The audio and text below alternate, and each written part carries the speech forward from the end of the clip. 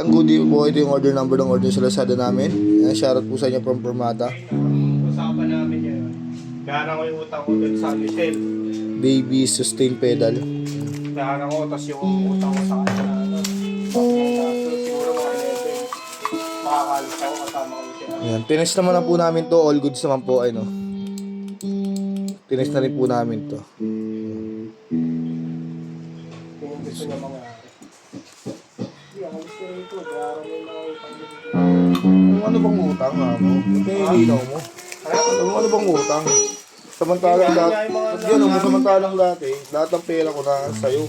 Wala, hindi niya may isip yun. So, kaya inala ko, okay, para makalis lang. Eh, hindi mo nga alam kung paano mo babayaran. Habang buhay mo nang bayaran yun. Hindi mo na alam kung paano ka makakaalis sa ganung sitwasyon.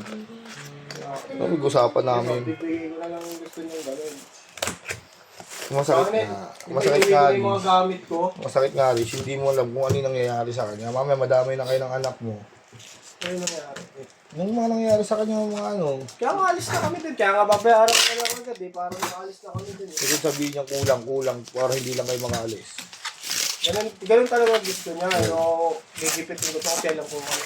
Ganun yung utak lang. Wala kang may babae. Yun nga yan. Hindi kayo makakaalis. Hindi mo makaalis. Kaya nga nagawa ko para kung kailangan mo ibenta yung motor para lang mabayaran ko. Ano yung gagawin mo ngayon? Kaya mo naman. Ha? Kaya mo naman. Ano?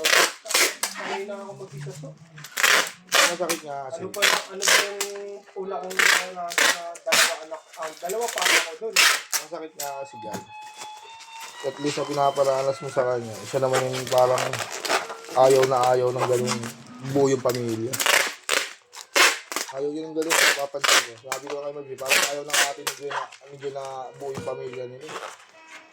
Ang gusto lagi may gulo, may issue. Pag kinontra, damay lahat. Sabi ko, pag kinontra niya, damay kayo lahat dyan. Yun nga. Diba? Nangilam si Jenjen, nadamay pa.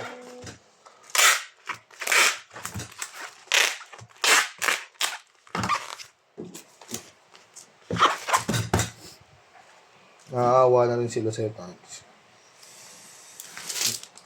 Iniisip na lang nila yung bata. Kaya di ka makaalis. Sabi ko naman sana, iniisip ko niya siguro yung bata kaya hindi niya mapawalan. Guguluin lang din sila nito eh.